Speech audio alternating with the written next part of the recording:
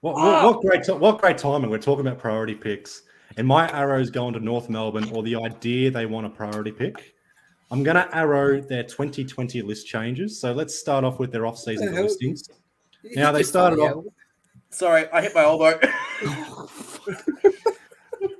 I think North of Melbourne's hit their funny bones. Don't worry, I'll let it around it. All right, so they delist Majak Dor, who ended up going to Melbourne as key forward depth. They delisted Sam Durden, who's now been picked up by Carlton, and they didn't offer Mason Wood a new contract, who's now at St Kilda. They had to pick up Aiden Core in free agency. Well, they didn't have to, but they got Aiden Core in free agency. What has he done? Almost next to nothing. They traded Ben Brown for a second-round draft pick. They traded Sean Higgins to Geelong for a second-round draft pick. And what they do, they got Jaden Stevenson from Collingwood for a second-round draft pick. And they used that another second-round draft pick to draft Charlie Lazaro. So not exactly a like-for-like replacement there. Ben Brown out for fucking Charlie Lazaro. But let's get into the big plus. Now let's get into the fucking 2020 draft. Ugle-Hagan taking pick 1. Riley Thilthorpe taking pick 2. This was a draft for key position players. North Melbourne's turn. Oh, we'll just pick Will Phillips over Logan McDonald. Now, Will Phillips is a good player in the midfield, but over Logan McDonald, and given what I saw against West Coast, that Nick Larkey's the sole forward, I'm pretty sure they would prefer Logan McDonald over Will Phillips right now. They got Tom Powell for pick 13. He's all right. I don't mind him. Yeah, I like Tom Powell. They did, at the time in 2019, trade their future second-round draft pick to Hawthorn. Hawthorn used that pick for Seamus Mitchell, who's being pretty damn good off the halfback flank for Hawthorn right now. So that's another missed player for North Melbourne. But I found something, or Charlie Lazaro, pick 36, that second-round pick. But I found something in the early third round, which I know other teams could be criticised for this one, but North Melbourne can be singled out for this one. 2 small forwards or 2 high-pressure forwards from South Australia. Pick 42, they pick Phoenix Spicer. Pick 44, Collingwood picks Bo McCreary. So that's another missed opportunity there as well.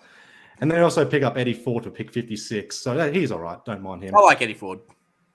Rookie draft, they used 2 picks on Patrick Walker and Connor Menadue. Connor Menadue playing for Werribee. He used to play for Richmond. Few players in that rookie draft they could have picked. Jack Ginnivan, Josh Tracy, Jacob Townsend, Lockie McNeil, Luke Parks. And at the time, Bailey Banfield was delisted. So North Melbourne will ask for a priority pick, given their results, and they're entitled to it, given their results. But there needs to be accountability and responsibility for their list management decisions. It goes back to 2016, not offering new contracts to Boomer Harvey, Nick Del Santo, Spud Ferrito, and Drew Petrie. 2020, they pretty much cut a quarter of their list. Depth players who they've not replaced for the last 3 years. And just these fucking efforts I've seen from North Melbourne this season. It's reminiscent of Melbourne with their tank job in the late 2000s, early 2010s at this point. And hindsight as well, they've picked the wrong players so far. North Melbourne, results-wise, yes, they want the priority pick, but I think they need an end of first-round draft pick or early second-round draft pick to trade, to bring players in, and maybe access to Riley Sanders. They can't have it all. They're going to likely lose Ben Mackay for fucking a first-round draft pick. I don't know how he's worth that, but they're going to be stockpiling. They're going to be stockpiling first-round draft picks at this point. They don't need a priority pick, and they also need to be criticised again for their list management decisions for the past decade. North Melbourne, their recruiting team development, whatever, the whole lot. It's been narrowed. My one little thing that I just wanted to add on top of that was I've been through the shitty rebuild. I've been through the 2-win season, everything. I can tell you now, our 2-win season's looking a shitload better than their 2-win season. And at least our 2-win season didn't go for what feels like fucking ever. They've fucked the rebuild, and yeah, it's just fucked. Boys! Let's go break some hearts! You. My boy this week, I'm going back to my club. There's 2 boys. I'm not going to get both of them in. I just pick between 2 of them. They're both perfect boys. But I decided to go with the boy traded from Geelong, Lockie Fogarty. Lockie Fogarty this year has come in and has 6 wins to his name since he's come in. Basically, the 6-game win streak we're on right now. So, is it off the back of him? No. Has he played a big part in the forward line structure changing? Yes. He's been absolutely phenomenal to watch for my club. I'll get into it. 2017 was taken in the pick number 22 in the 2017 national draft. Debuted round 1 in 2018 against Melbourne at the MCG. Played 23 games for Geelong for 6 goals. Moved over to Carlton in the 2020 end of the 2020 season via the draft period. Has played 20 games for Carlton, still on the list. 6 goals. Looks like he's probably going to earn himself a little bit of a cheeky extension as well, based on his current form. So, Lockie Fogarty, welcome to the Boys Club. Good pick. Great player. Underrated player. You remember this, pal? You're a boy in a man's world. Hello. How are we doing? How about that right in? Yeah, so this one is a bit of a funny unit. Don't know if the boys are going to agree with me with this pick or not. But this fella was born June 2nd, 1992.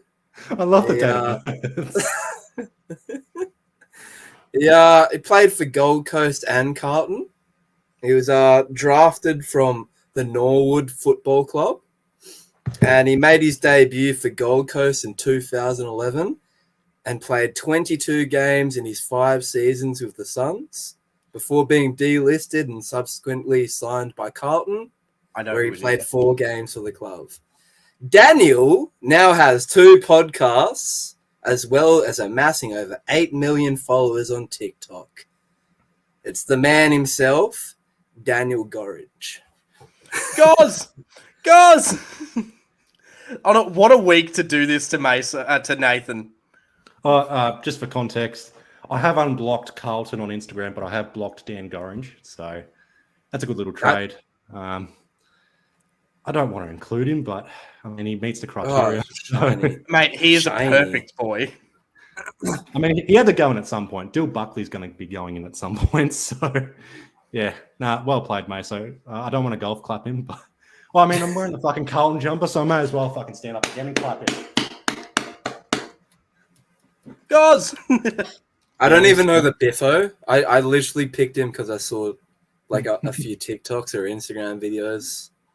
So, like, for context, he fucking went off after the Carlton win. And I'm sure Nathan didn't appreciate that, especially on Friday night. I don't think it wouldn't have just been Collingwood. If it was any other side, I was going to block him. He's just become insufferable.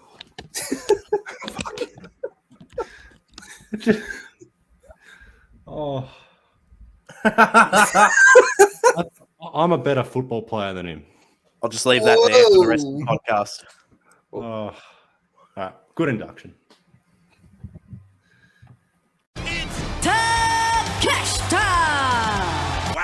I'm going to be honest.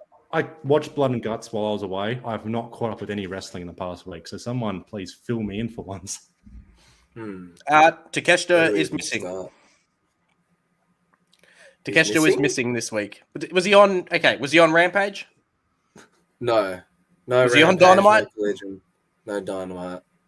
He's missing. He's MIA, but I believe he's going to tag with Chris Jericho coming up. So Don probably more took the reins this week for Takeshita.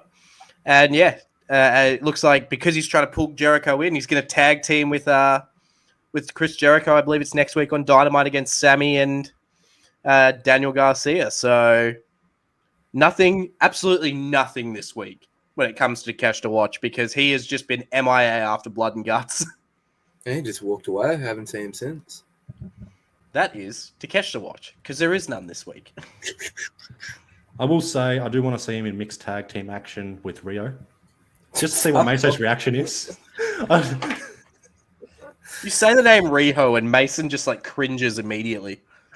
No context on that one. Just leave it where it is. Leave it out there for the world to work out. Well, I'm going to quickly... I think last week I did enjoy one thing that we randomly did, which was just going into next week's fixture. So Round 21, we're heading into. Does my thing want to fucking load? There we go. Going into, so Friday night, we got Dogs versus Richmond in an absolute crucial clash for both clubs. Saturday, we've got Eagles versus Essendon, Crows versus Suns, Hawks versus Pies. Another massive clash between Cats versus Port down at Goomba Stadium, where, like we said, Cats have to use their 9 lives and get themselves into the 8 with that one. Giants with another huge clash with Sydney in the Battle of the Bridge. Sunday, we've got North Melbourne versus Melbourne.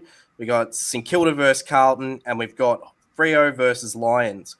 I'm going to be struggling to get back on time next week. All right, we'll leave it there for this week, and then we'll just waffle on after the podcast with each other. So we are the AWO Journeyman. Follow us on Instagram, Spotify, and YouTube. Like, share, subscribe, all the good shit. And please drink more water. Drink that water.